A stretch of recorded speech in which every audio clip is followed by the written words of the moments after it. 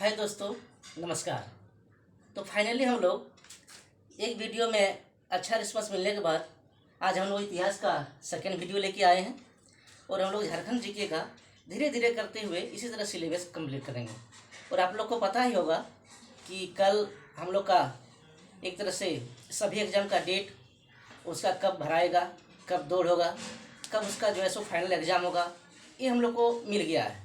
जैसे की तरफ से, झारखंड एसएससी की तरफ से हम लोग को ये मिल गया है कि कब किसका डेट, कब एग्ज़ाम होगा। तो आप लोग फाइनली आप सिक्योर हो जाइए कि अब एग्ज़ाम हो जाएगा और सही टाइम पर होगा।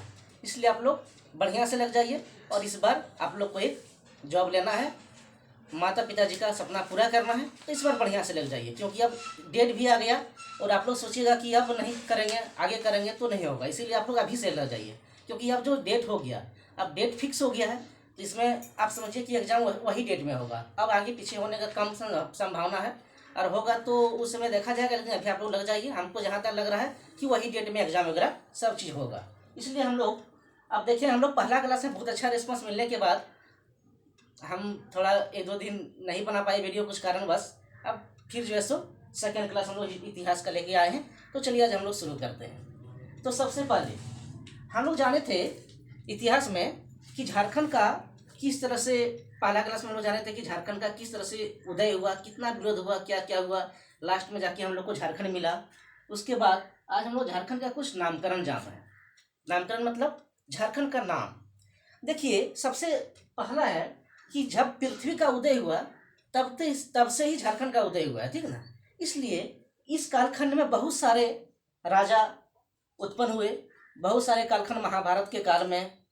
उसके बाद हम लोग का जैसे आधुनिक काल में, मध्यकालीन में बहुत सारे शासक आए और अपने अपने टाइम में जो है सो अपने अपने नाम दे दिए। यहाँ का वही हम लोग का क्या नामकरण है।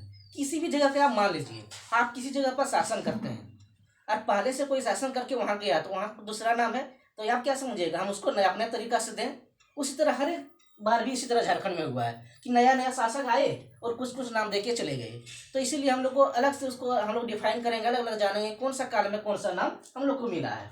तो आज हम लोग झारखंड का इतिहास में नामकरण ही जानेंगे क्योंकि बेसिक चीज़ से ही धीरे धीरे धीरे आगे बढ़ते हैं, तब आप लोग को कोई दिक्कत आगे नहीं होगा।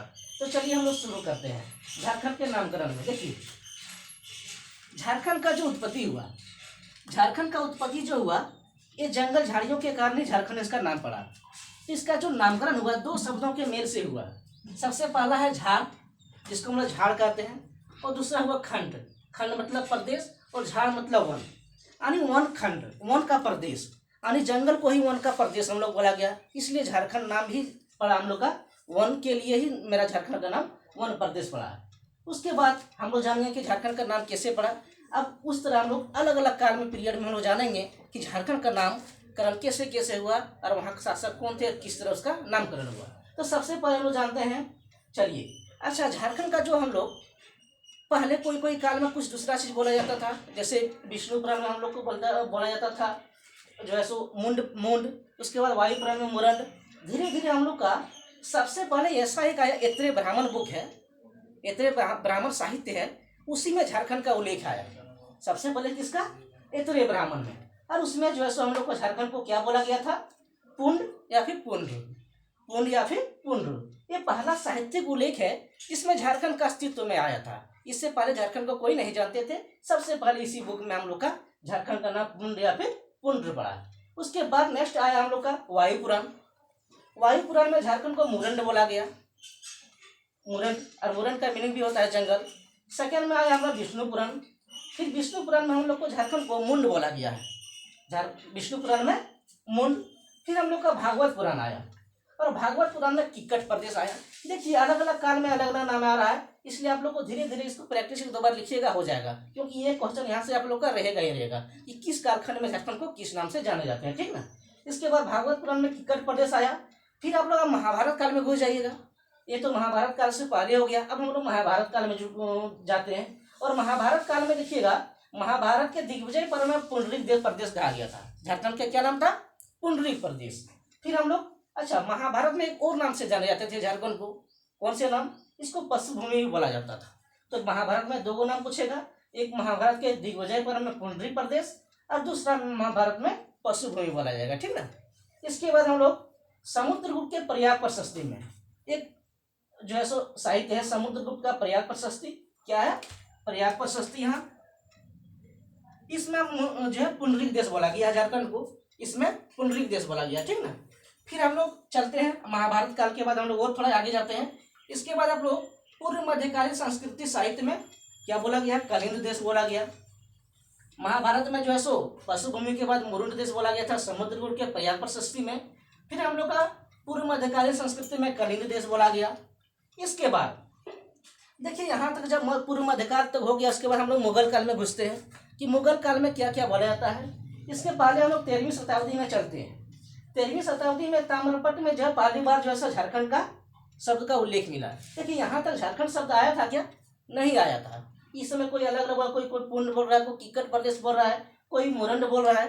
लेकिन हम लोग 13वीं शताब्दी में जब घुसे, 13वीं शताब्दी में तब झारखंड उल्लेख आया, और भी ताम्रपत्र में, यानी कि एक तांबा का जो है सो पत्र है, ताम्रपत्र। देखिए पीपल के पत्ता जैसा था, उसी में पहली बार झारखंड का जो है सो नाम उल्लेख आया कि ये झारखंड प्रदेश की जगह का नाम झारखंड है।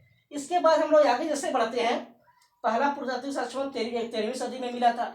फिर अब मध्यकाल में, अब मुगल काल मध्यकाल में हम लोग घुस जाते हैं। मध्यकाल में देखिए, मध्यकाल में जो है सो अब देखिए यहाँ से ताम्रपत्र में जब मिलने से लगा झारखंड, अब मुगल काल जैसा आए तो मुगल काल के भी बहुत सारे शासक उसका झारखंड का ही नाम यूज करने लगा। कहीं कोकरा, कहीं खोखरा बोला जाता है। जैसे बाबर के शासनकाल में कोकरा फिर खोखरा बोला जाता है। उसके बाद जितना आए सब इसका नाम क्या रखे? झारखंड ही रखे। तो हम लोग इसमें कुछ कुछ प्रमुख जैसे राइटर थे। कोई भी काल में देखिए, कोई भी काल में आता है, किसी भी शासक के टाइम में लेखक जरूर होता है, क्योंकि वही उसका इतिहास लिखेगा। और अगर इतिहास उसका नहीं लिखाएगा तो उसका अस्तित्व यहाँ रहेगा। वो तो शासन करके चला गया, लेकिन उसका इतिहास रचने वाला कौन है? एक लेखक ही होता है। अच्छा, लेखक ही होते हैं, ठीक ना।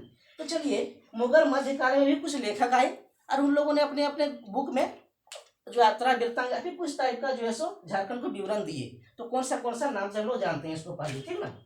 सबसे पहले देखिए, एक तारीख फिरोज शाही एक बुक है। इसमें जो है सो झारखंड नाम उल्लेख आया। तारीख फिरोज शाही में झारखंड आया। इसका जो लेखक थे वो शम्स सिराज अफीफ थे। ये हम लोग मुगल काल में चल रहे हैं, तो आप लोग का जो राइटर का नाम रहेगा वो मुस्लिम राइटर ही रहेंगे, तो इसलिए उसका नाम भी उसी तरह रहेगा। तो आप लोग को एक दो बार लिखिएगा तो हो जाएगा, ठीक ना। एक पहली बार आप लोग, फिर देखिए तारीख बांग्ला बुक क्या है? तारीख बांग्ला। इसमें भी झारखंड उल्लेख आया है, झारखंड का झारखंडी नाम आया है। और इसका जो लेखक थे सलीमुल्लाह थे। इसका नाम सलीमुल्लाह थे। आगे हम लोग डिफाइन करेंगे कि किस किस काल में ये लेखक थे और किसके शासनकाल में बुक लिखा है, ठीक ना। इसके बाद सियारुल मुख्तरीन एक बुक है, सियारुल मुख्तरीन। इसमें भी झारखंड का झारखंडी नाम आया है और इसका गुलाम हुसैन खान लेखक थे। लेखक कौन थे? गुलाम हुसैन खान। इसके बाद आप लोग देखिएगा, जैसे ही मुगल काल में ही भक्तिकालीन कवि भी उत्पन्न हुए थे, क्योंकि कवि जो है सो हम लोग का एक तरह से जो हिंदुओं का सांस्कृतिक लेखन लिखते थे वो कबीर थे और एक जायसी थे। ये भी झारखंड का झारखंड ही नाम दिए थे, ठीक ना। इन आप क्वेश्चन ये पूछा हुआ दरोगा में कि बताइए कौन से कवि जो है सो मुगल कालीन समकालीन थे, तो वहाँ दे देगा कबीर, जायसी, उसके बाद दे देगा प्रेमचंद, कुछ भी नाम दे देगा। तो आप लोग को याद रखना है कबीर और जायसी अपने बुक में जो झारखंड का नाम झारखंड दिए थे, ठीक ना। फिर आप लोग को अब देखिए, झारखंड हम लोग बताए थे पहले क्लास में भी कि झारखंड का जो है सो प्रमुख जो क्षेत्र है वो छोटा नागपुर, पठार और संथाल परगना। तो कोई भी लेखक, कोई भी अगर शासक आते थे तो यही दो बड़े क्षेत्र में शासन करते थे।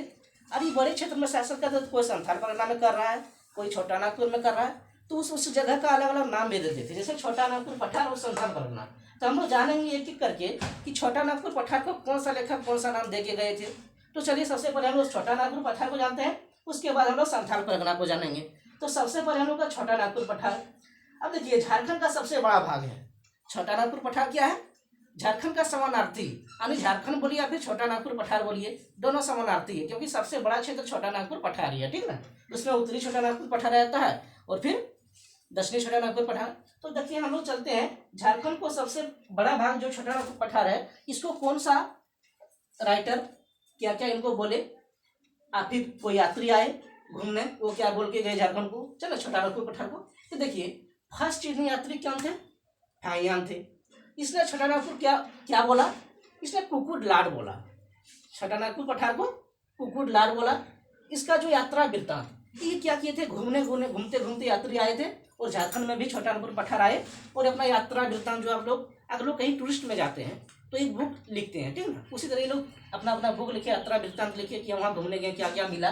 तो ये फो को क्वी अपना जो इसका यात्रा वृत्तांत का नाम था फो को क्वी, इसमें छोटानागपुर पठार को कुकुटलार कहा इन्हें, ठीक ना, कुकुटलार। फिर अगर आप लोग को क्वेश्चन पूछ दे कि बताइए प्रथम चीनी यात्री कौन थे जो झारखंड आए, तो क्या होगा, जो ऐसा हम लोग का फाहियान, फर्स्ट चीनी यात्री फाहियान। अब सेकेंड चीनी यात्री थे, इसने छोटानागपुर पठार को क्या बोला, किलोना सुकालाना, किलोना सुकालाना, क्योंकि चीनी यात्री तो नाम भी आप लोग को उसी तरह मिलेगा, ठीक ना, इसलिए इसे घबराना नहीं है, एक दो बार देखिएगा हो जाएगा। इसने अपने यात्रा वृत्तांत सीयूकी में क्या नाम दिया, किलोना सुकालाना, ठीक है, ये भी चीनी यात्री थे, सेकेंड चीनी यात्री, इसमें सेकेंड चीनी यात्री हो गया। उसके बाद मध्यकाल, मध्यकाल में हम लोग जान रहे हैं, अभी आप लोग को बताए हैं मध्यकाल में जो मुस्लिम काल को ही मध्यकाल कहते हैं, उसमें हम लोग देखिए रांची को क्या बोला जाता था, पोखरा या फिर खोखरा, रांची को पोखरा या फिर खोखरा बोला जाता था।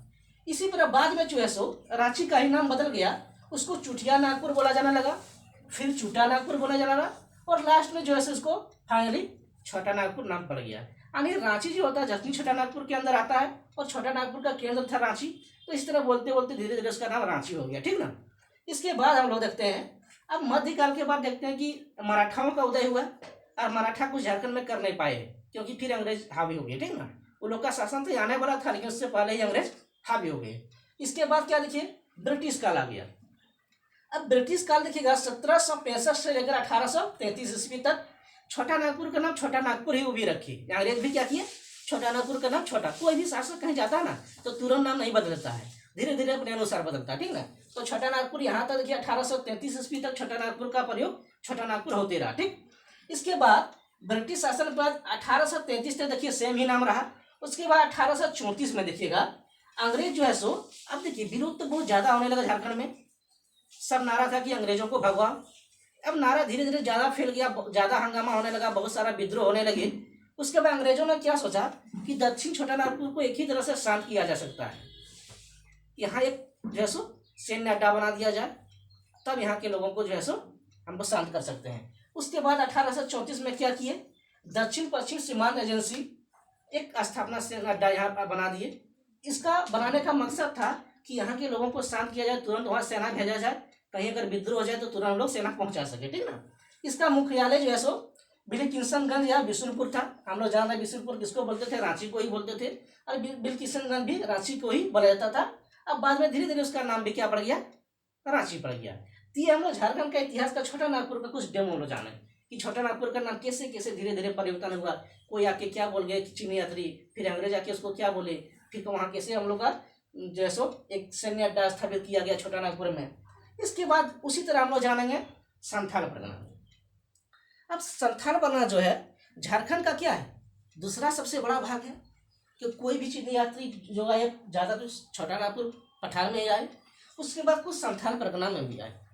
अब संथाल परगना में जो आए उनका हम लोग कुछ विवरण जानते हैं कि संथाल परगना को कौन सा क्या बोल के गए हैं, ठीक ना, उसी को हम लोग आज हम लोग पढ़ रहे हैं कि संथाल परगना का ये पहले ये भी नाम था।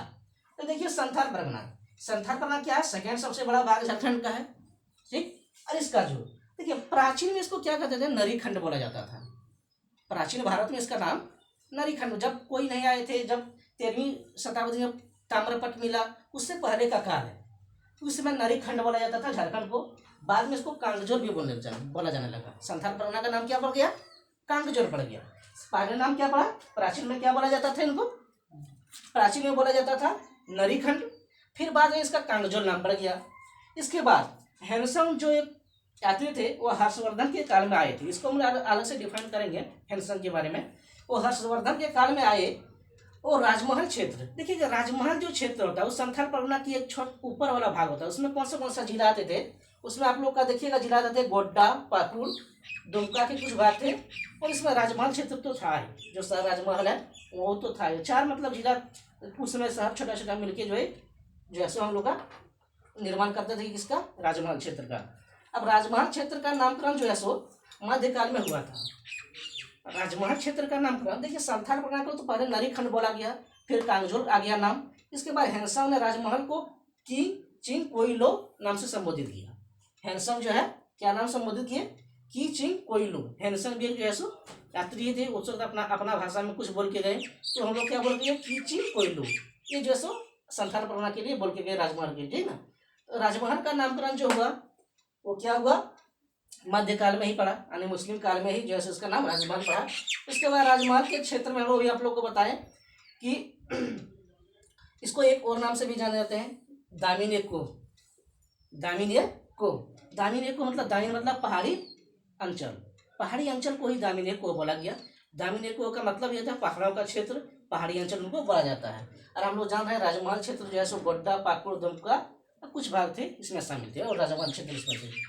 तो फाइनली आज हम लोग झारखंड के बारे में, इनके नामकरण के बारे में, झारखंड के नामकरण के बारे में कुछ जाने, और हम लोग जाने कि अलग अलग कालखंड में झारखंड को किस नाम से जाना गया, कैसे उसका नाम पड़ा, कौन आके यहाँ नाम दिए, और हम लोग इसको और विस्तार से जानेंगे धीरे धीरे जैसे क्लास आगे बढ़ेगा। एक बार में आप लोग सब करिएगा तो आज नहीं रहेगा, इसलिए हम लोग कुछ इसका भी डेमो दिए कि मतलब झारखंड का क्षेत्र किस तरह नाम पड़ा। और फाइनली आप लोग देख ही रहे कि सारा चीज़ का डेट आ गया, सब एग्जाम का, उत्पाद सिपाही हो, झारखंड सीजीएल हो, और भी सारे टीचर का वैकेंसी, सबका डेट आ गया कि कब कब का डेट होगा, कब दौड़ होगा, कब उसका फाइनल एग्जाम लिया जाएगा। इसलिए आप लोग फाइनली लग जाइए और बढ़िया से तैयारी करिए। चलिए इसको आप लोग नोट कर लीजिए। धन्यवाद।